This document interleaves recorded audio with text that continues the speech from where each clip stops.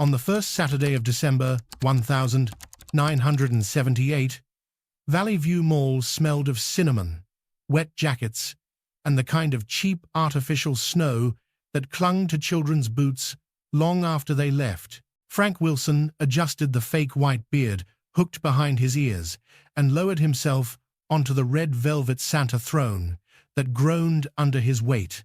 He wasn't supposed to start his shift for another 10 minutes, but the previous Santa had left early. Something about a stomach bug, and the line of restless children was already beginning to coil like a serpent through the atrium. Frank had done this seasonal job for 3 years. He knew the rhythms, the excited shrieks, the nervous whisperers, the kids whose parents nudged them a little too hard toward his lap.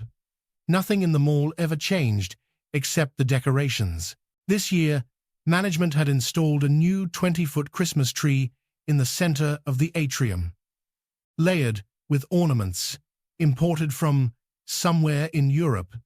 According to the sign, the lights flickered in a strangely steady pattern.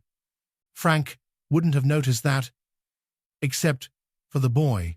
The child, maybe 5 years old, kept staring not at Frank, not at his mother, but at one particular ornament, a fist-sized red bauble hanging lower than the rest, swinging lightly, though no one had touched it.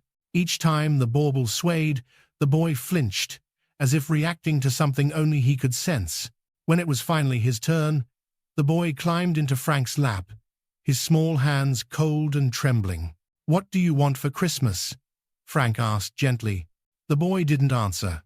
He kept looking past Santa's shoulder toward the giant tree. Then he whispered, barely audible above the mall's holiday music, "Why does it make that sound?" Frank frowned. "What sound?" "The little clicking noise," the boy said. "Like when Daddy's camera tries to take a picture in the dark." Frank tilted his head, listening. All he heard was the fountain, the chatter, and Jingle Bell Rock bleeding from the speakers. But then faintly something else. A tiny tick, so soft it blended into the song's percussion. So brief, he couldn't tell if he'd imagined it. The boy held Frank's sleeve tighter. "It only happens when the red one moves." Frank looked at the ornament.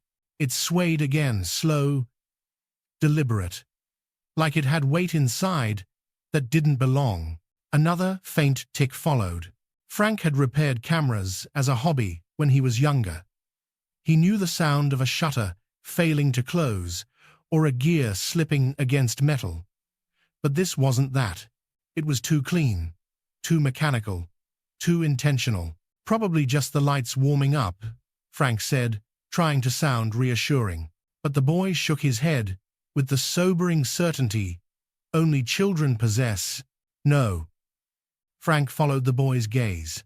A woman in a heavy wool coat, a coat far too thick for the mild winter, was weaving through the crowd. She didn't look toward Santa, or the kids, or the stores. She looked only at the red ornament. And when she passed beneath it, the bauble trembled again. Tick. Frank's skin prickled. There was nothing dangerous about the moment, nothing alarming. Just a coincidence between a child's observation, a strange ornament, and a stranger walking with too much purpose. But the Cold War had taught America one thing. Sometimes the smallest noise in the most innocent place was the first hint of something much larger, something that didn't belong in a mall filled with artificial snow and waiting children. And Frank Wilson, dressed in a fake beard and padded red suit, felt without understanding why that he had just stepped into the edge of someone else's secret, a secret that had been humming above the shoppers for months, until a child finally heard it. Frank tried to shake off the unease as the next child climbed onto his lap, but the boy's whisper clung to him like static. Every time the mall's air vents kicked on, the giant tree shifted, and when that red ornament swayed just barely, he thought he heard it again. A tiny, precise click. Too controlled to be random. Too intentional to be part of a children's holiday display. On break, Frank removed his beard and wandered toward the tree under the pretense of adjusting the velvet rope for the photo line. No one noticed Santa without his coat. He looked like just another tired mall employee. He stepped close enough to touch the branches, but not so close that he'd be accused of messing with the decorations. The red bauble hung lower than the others, heavier by the way the branch bent under its weight, and the hook attaching it to the tree, the metal, was thicker, almost industrial, nothing like the flimsy wire used on the other ornaments. Frank leaned in a little, pretending to straighten a toy train display beside the tree. The ornament clicked once, not loudly, not aggressively, like the mechanical throat clear of a device coming out of sleep. He straightened up quickly, heart tapping against his ribs. Maybe it was a sensor, part of some promotional gimmick. Maybe it was wired to blink or play music. But if that were true, why did no other ornament behave the same? Why was this one so precisely engineered? As he moved back toward the Santa set, he noticed the woman in the wool coat again. She wasn't browsing, or shopping, or even looking at the children. She circled the atrium with a slow, measured pace, pausing only when she passed that same quadrant of the Christmas tree. Each time, the ornament trembled gently, as if acknowledging her. Frank's shift supervisor, Marty Collins, appeared beside him with a clipboard. "Everything all right, Frank? You look like you've seen an elf commit a felony." Frank forced a laugh. "Just tired. Kids are rowdy today." "Who?" Marty nodded and walked off. But Frank caught the slight flicker of confusion in his eyes. Had Marty heard it too? Or was Frank spiraling over a harmless holiday decoration? The mall intercom crackled overhead. The noise startled Frank more than it should have. Everything in the mall felt louder, sharper, like a camera lens had tightened focus around him alone. He watched as the woman in the wool coat stopped near the ornament again. This time, she reached into her pocket, not fully, just enough for her fingers to brush something metallic. A compact mirror, a cigarette lighter, a small transmitter. Frank wasn't sure why that thought came to him. He was a part-time seasonal Santa who fixed Polaroids on the weekends, but the Cold War was a background noise everyone lived with. You didn't need training to sense when something didn't belong. The woman lifted her chin slightly, as if listening not to the mall, but through it. Then she walked away, her pace accelerating, her shoulders tightening. Frank noticed another detail only when she disappeared into the crowd. She never looked at him. Not once. Not even accidentally. As if she had been trained to avoid the gaze of anyone watching. And yet somehow, she had known he was. Frank returned to the Santa throne with a hollow feeling in his chest. Children climbed onto his lap, babbling wishes for toys and bicycles, but their voices drifted like distant radio static. His attention kept snagging on the red ornament. The click, the woman, and the pattern that threaded them all together. He didn't understand the danger. He didn't understand the mechanism. But by the time his shift ended, he understood one thing. Whatever that ornament was, it wasn't part of the Christmas display. And whatever that woman was, she wasn't there to shop. That night, after the mall closed, Frank lingered longer than a man in a Santa suit had any reason to. He told Marty he was double-checking the props for tomorrow's rush, but really he was waiting for the atrium to empty out. Waiting to see what happened to that ornament when there were no kids, no crowds, no witnesses. At 9:47 p.m., the last cleaning cart rolled away, the lights dimmed to their nighttime cycle, and the mall dropped into that cavernous silence only large empty spaces know. Frank stood behind the velvet ropes, staring at the Christmas tree. He almost laughed at himself, almost walked away, almost let the world stay normal. Then, a soft, metallic tick, not the casual creak of settling decorations, but the sound of a device tapping into a frequency. Frank froze. Another tick, but shorter, Then a rapid, staccato burst so faint it barely registered as sound. And that was when he heard footsteps approaching. Not the heavy, echoing kind of security guards. These were slow, cushioned, deliberate. Frank ducked behind Santa's wooden sleigh, just as a man stepped into view, tall, wiry, with a coat too thin for December. He kept his hands in his pockets, but his attention was fixed on the red ornament with almost scientific interest. The ornament clicked again, and the man responded by shifting his stance a half-inch to the left. Frank wouldn't have noticed it if he weren't staring directly at him. Then, another click. The man turned his head slightly, listening for a pattern only he understood. Frank's breath hitched. This wasn't music. It wasn't a malfunction. It was communication. The man pulled something from his pocket, small, flat, shaped like a matchbox. He held it near the ornament, not touching, just letting the devices face each other, like two animals sniffing before making contact. A faint pulse of red light flickered across the bauble. Not bright enough to illuminate the branch, but unmistakable. Frank squinted. The man pressed the device once. Click. Pressed it again. Click, click. Pressed it a third time, holding it longer. A longer, deeper click pulse answered from the ornament. Frank didn't know a single thing about encryption, Soviet tradecraft, short-burst transmissions, or burst-frequency relays, but even he understood what he was seeing. This was a conversation. The man pocketed the device and took out something else, a folded piece of glossy paper. At first, Frank thought it was trash, maybe a coupon, but the man tucked it deep inside the hollow under the tree's wooden platform, pushing it behind the structural beam. A drop sight, hidden in plain sight. Frank covered his mouth to keep from making a sound. The man stood up slowly, scanned the atrium with a predator's patience, then walked out the same way he entered, never once looking back at the ornament. The mall fell silent again. The tree twinkled innocently. Nothing looked different, except now Frank knew with bone-deep certainty that the Christmas tree was no decoration at all.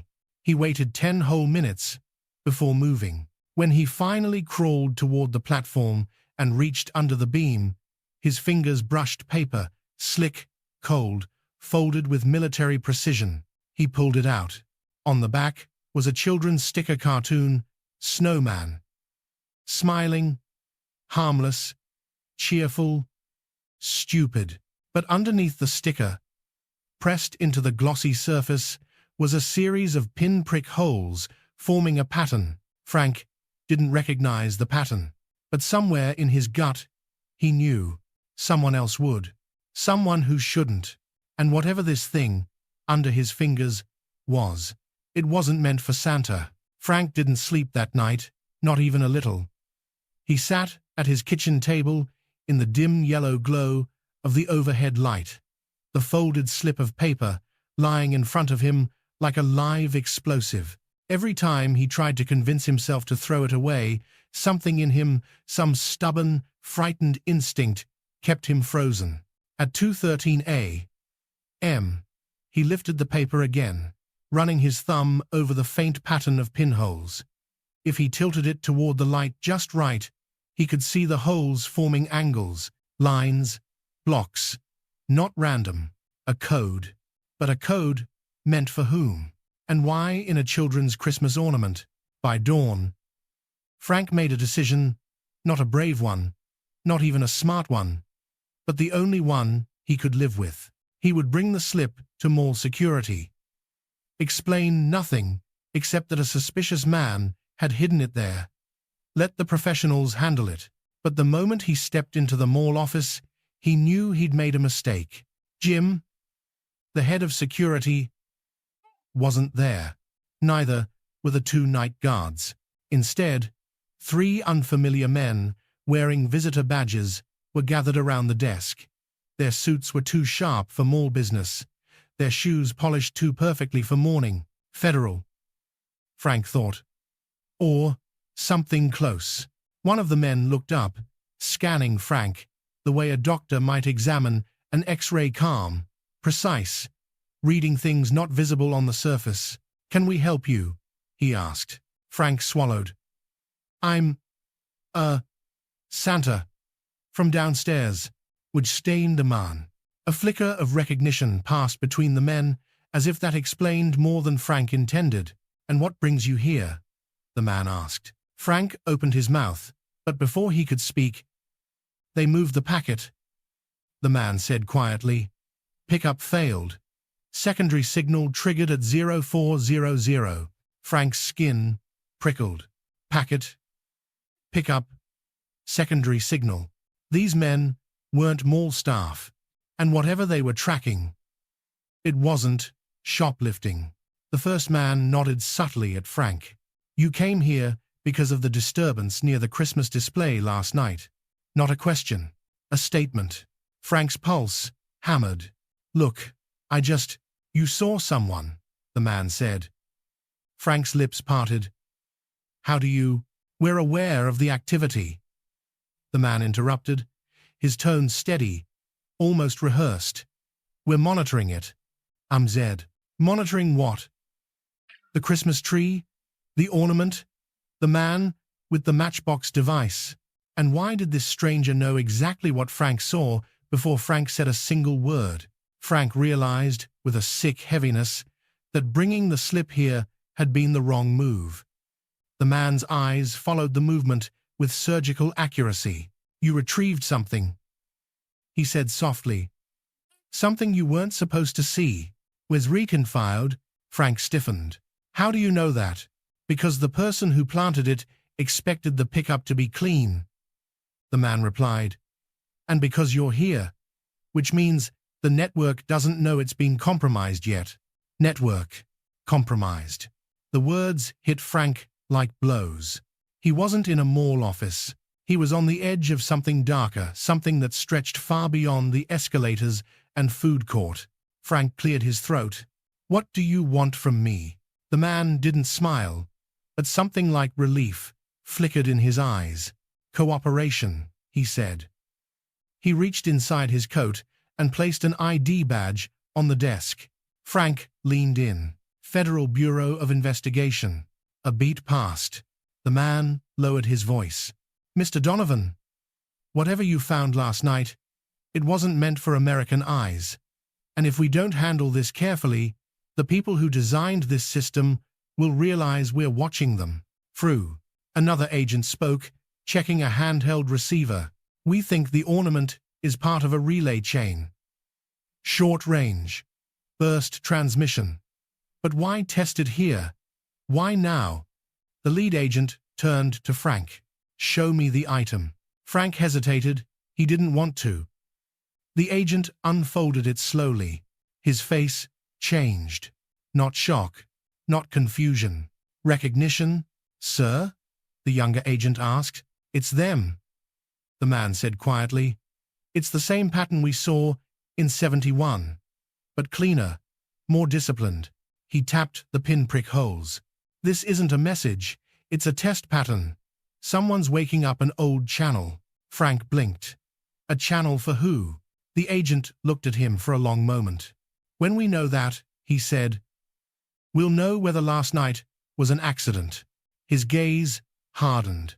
Or the beginning of something much worse. Frank was still trying to understand what old channel meant when the lead agent, his badge, said Dawson carefully refolded the coded slip and slid it into a small evidence sleeve. But instead of pocketing it like something dangerous, he placed it on the desk as though it were bait. "Mr. Donovan," Dawson said, leaning forward, "I need you to walk me through exactly what happened last night. Every detail, even the ones that seemed stupid."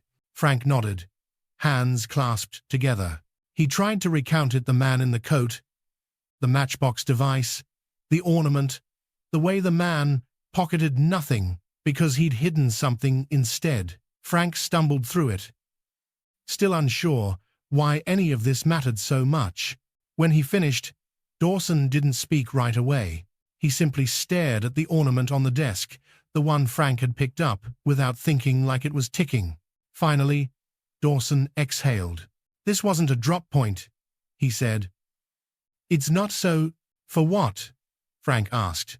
"To see if a dormant network can still send and receive. Short-range, burst transmissions, no continuous signal, no radio chatter, no detectable footprint unless you catch the exact millisecond pulse." Frank shook his head. "In a mall? During Christmas season?" Dawson allowed himself the faintest, humorless smile. "Exactly. In a place overflowing with noise, lights, music, walkie-talkies, children yelling. Perfect cover. It's one of the oldest tricks in tradecraft. Hide a needle in a stack of needles." The other agent looked up from his receiver. "Sir, there's something else." Dawson stepped over. The younger agent adjusted the dials, and a faint clicking emerged from the device. Soft, irregular, like someone tapping metal against metal underwater. Frank frowned. "What is that?" "Telemetry," Dawson said. "The ornament wasn't just transmitting, it was also listening." "It's as no arnifice." Frank felt the floor drop out from under him. "Listening to what?" "To verify whether another node in the chain responded," Dawson replied. "If a second unit clicks back, even faintly, then we know the network isn't just awake." He looked at the receiver again. Jaw tight. "It's active." Frank swallowed. His palms were sweating. So this is a Soviet thing?" "We don't say that until we're certain," Dawson answered. "But yes, this pattern matches a style the KGB used for experimental microburst systems. They abandoned it years ago because it required incredibly precise hardware." "So why use it now?" Frank asked, voice small. "That's what we need to find out," Dawson said. "And we need to find out fast." A buzz echoed through the room, low, sharp, unnatural. The agents all turned. It came from the ornament. Just once. A single metallic click that didn't sound like anything in the mall office should ever produce. The younger agent lunged toward the receiver. "Sir, got it." Another pulse. Directional. North, northeast. Distance. Dawson snapped. "Quarter mile. Maybe less." The room shifted, men straightening, radios lifting, movements becoming urgent but controlled. Frank felt like the only person without a script. Dawson turned to him. "Mr. Donovan, I need you to stay here." Frank blinked. "What? Why?" "Because whoever sent that return pulse didn't just acknowledge the Christmas ornament.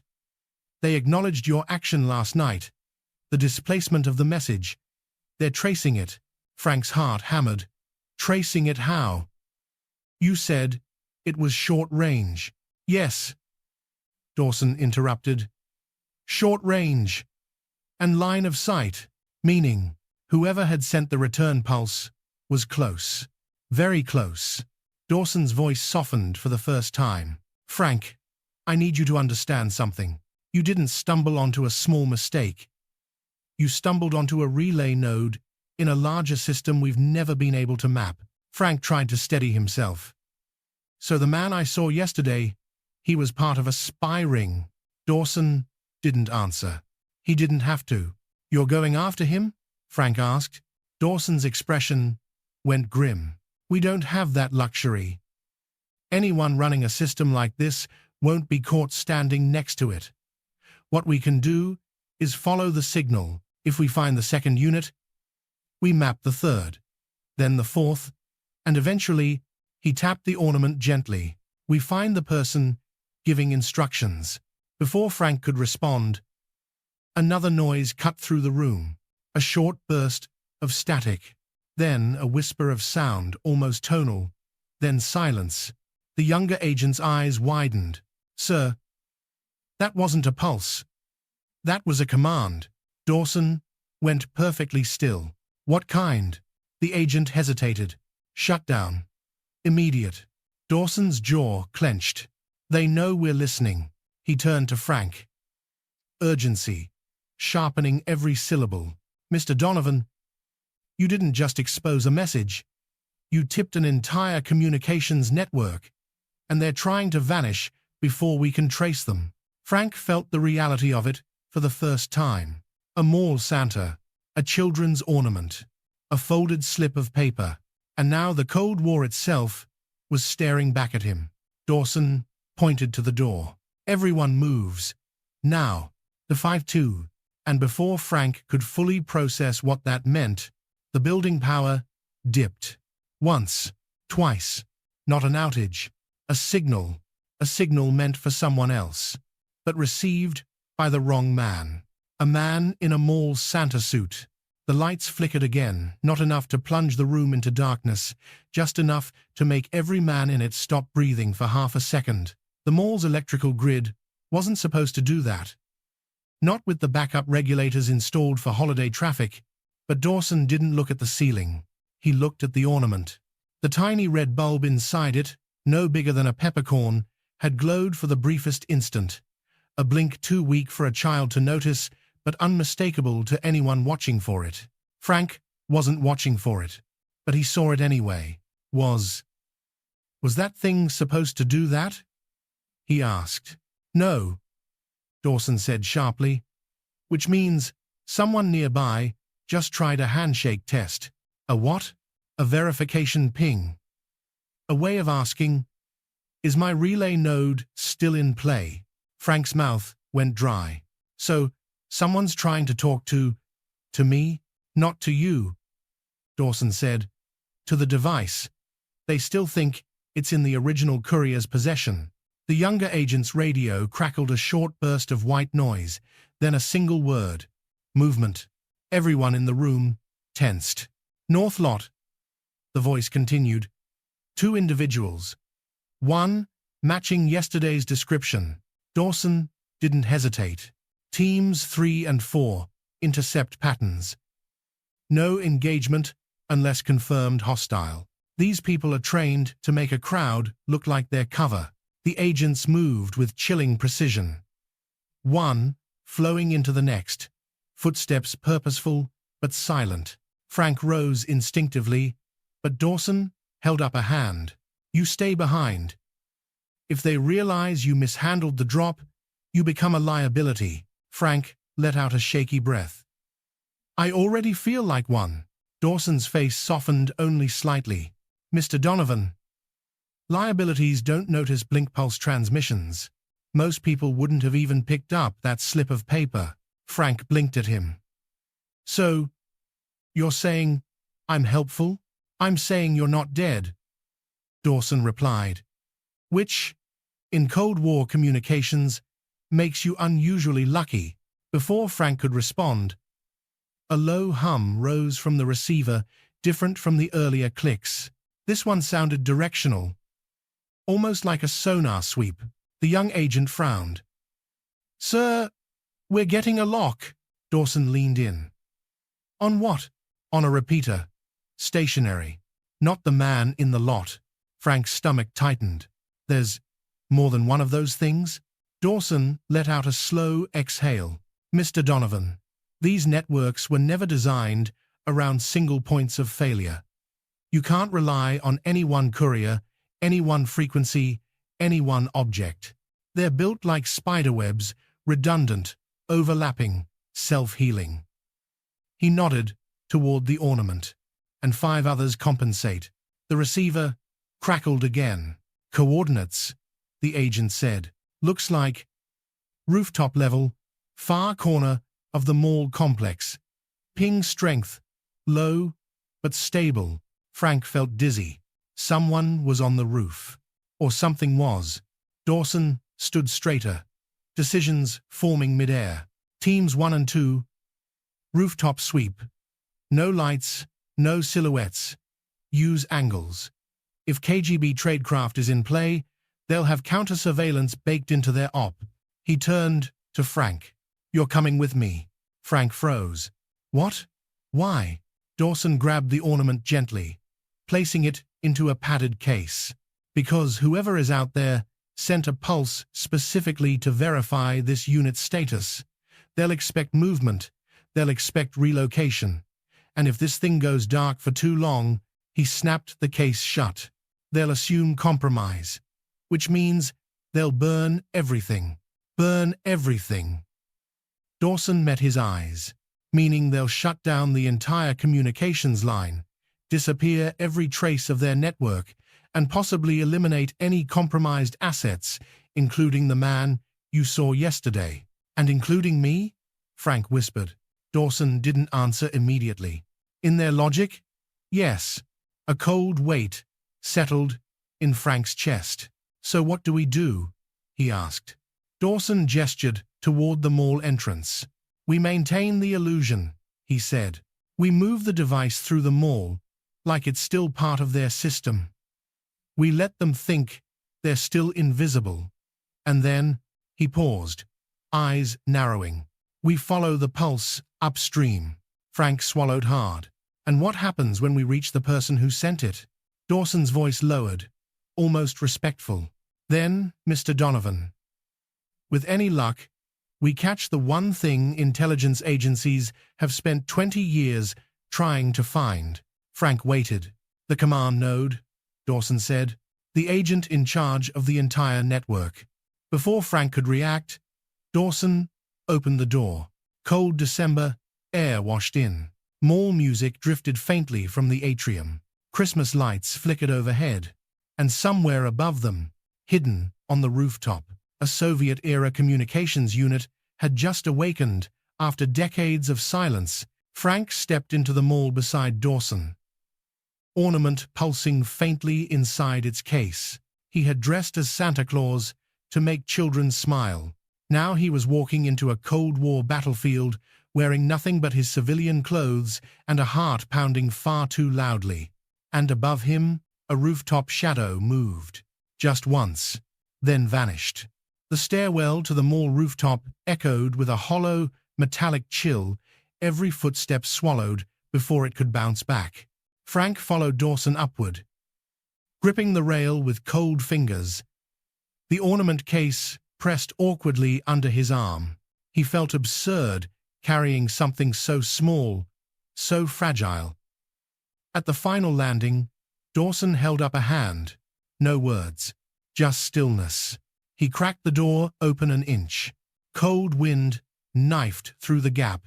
The rooftop was wide and dark, lit only by the mall's glowing holiday decorations, reflecting faintly off snow-dusted HVAC units. Somewhere far off, traffic hummed like distant machinery. And then, a click. Not a gun. A switch. A faint red diode blinked from behind a ventilation shaft. Dawson exhaled through his nose. They're still testing the line. Frank felt his breath catch. The person, the one running all this, is right there? Not necessarily, Dawson whispered. But what we're seeing is part of a live network, which means the operator is somewhere close enough to monitor the relay. The agents fanned out silent, efficient, shadows becoming part of the rooftop. Frank stepped beside Dawson, careful not to make noise. He had the strange sensation that the ornament in the case could feel the rooftop air, like a homing pigeon sensing its flock. A second blink. Then, a soft, mechanical whir. Dawson stiffened. That's not a person. That's a self-triggering node. Frank squinted. The diode wasn't attached to a radio.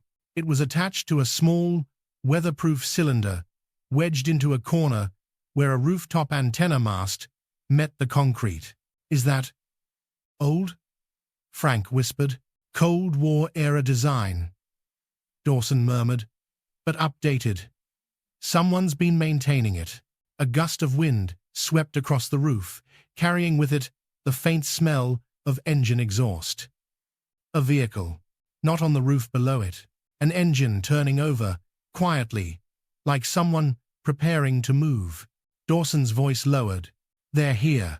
Before Frank could process the words, a silhouette detached itself from the rooftop's far corner, a tall figure in a dark coat, standing so still it was as if the wind had carved him out of the shadows. He wasn't holding a weapon. He was holding a second ornament, identical to the one in Frank's case.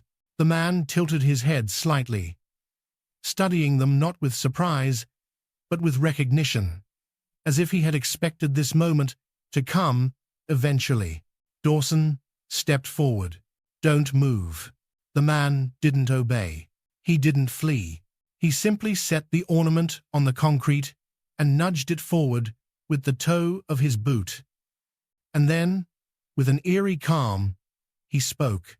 "You broke the rhythm." Frank felt something in his chest tighten. The man continued, voice quiet, almost disappointed. The relay was stable. The signals were clean. Dawson raised a hand subtly, signaling his agents to flank, but the man shook his head.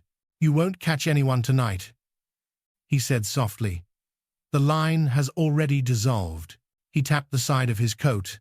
"We never leave a thread intact once it's been touched." A soft chirp sounded tiny, metallic.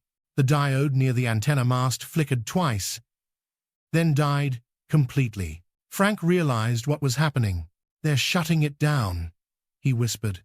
The man smiled, not triumphant, not bitter, almost nostalgic. "This network was built in another world," he said. "A world that no longer exists. You didn't destroy it. Time did." Dawson tensed. "Step away from the edge." But the man only nodded, as if agreeing with something Dawson hadn't said. "It was a good system while it lasted," he murmured. "Elegant. Invisible." He turned his back to them. Frank opened his mouth. He didn't know to shout, to warn, or to plead. But the rooftop wind stole the words away before they formed. The man stepped off the edge. Agents surged forward. Dawson grabbed Frank before he could follow. But when they looked over, there was no body, no impact. The vehicle below was gone, its taillights already fading into the December haze. Only tire tracks remained, two clean arcs in the snow, leading out of the mall lot and into the anonymous sprawl of suburban Maryland. The rooftop node lay dark. The ornament's diode inside the case never blinked again. Dawson closed the case quietly. "No panic," he said. Frank swallowed. Then what was he? Dawson stared into the distance. The night, swallowing the last trace of the car. A man who kept a dying network alive longer than anyone imagined. Frank looked at the rooftop, at the two ornaments, at the silent cylinder. All he had done was play Santa Claus for children. All he had done was notice something that shouldn't have been there. But somehow, that small moment had snapped the final thread in a Cold War web woven decades before. Below them, the mall speakers resumed their holiday playlist. Soft carols drifted upward. Silent night. Holy night. A strangely fitting epitaph for a system that had survived by staying silent, until the night a mall Santa broke it, without even knowing.